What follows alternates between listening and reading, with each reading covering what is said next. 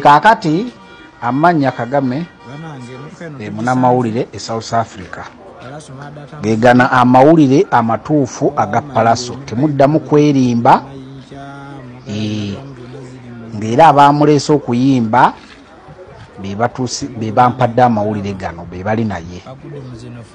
Palaso agenze mu kibaala n'omuntu oyo abadde amuvuga nannyini emmotoka naye ekibaala ekyo nga ky'Abakaladi ne bakwana Omukaladi. Palaso yennyini n'akwana omukyala Omukaladi naye nga muka musajja awo. Kaakati Omukaladi n'abalaba ne babagoba. Palaso ne batuula mu mmotoka badduke, emmotoka ne bagikuba. Palaso afunyemu ebinuubule bye butwandiise amabwa ne bamutwala mu ddwaliro awo era tamazeeyo bbanga ddene ne bamuggyayo era agenda kuyimba ku Sande Rosettenville era ali bulungi wankubadde aliko ebisago. Sebo tewabaddeyo xenophobia ebyo mugamba nti agudde mu Nigeria agudde mu Bakaladi badde bazanya movie eyo byonna story.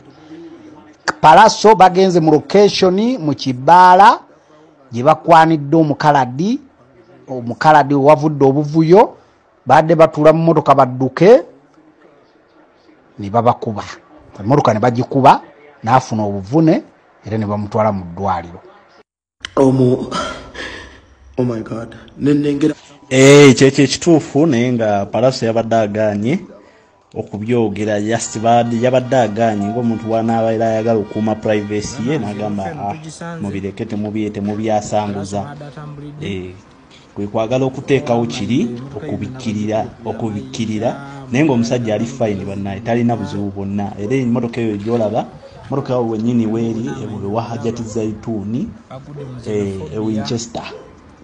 Bavudde ku kushootinga ka video bavuddeyo nga basazeewo bagende banywemu just akabala ke bagenzeemu just bagenze kufunamu just byakunywa.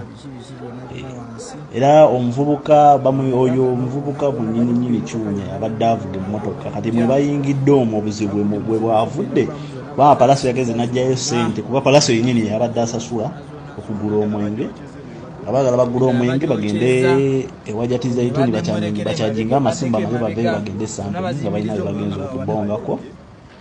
Kyekyo naye era bye bituufu just lwakuba nti tetwayagadde kubyasanguza. Omusajja engeri gye yasabye privacy babikuume nga biri wansi ne garagi yennyini gyabadde yakubiddemu video garagi eyo era wewawaka wennyini garagi yawaka wennyini teri garagi gye yadduseemu mu yassomero teriiyo. Ekyo just bakitaddeyo buteesi.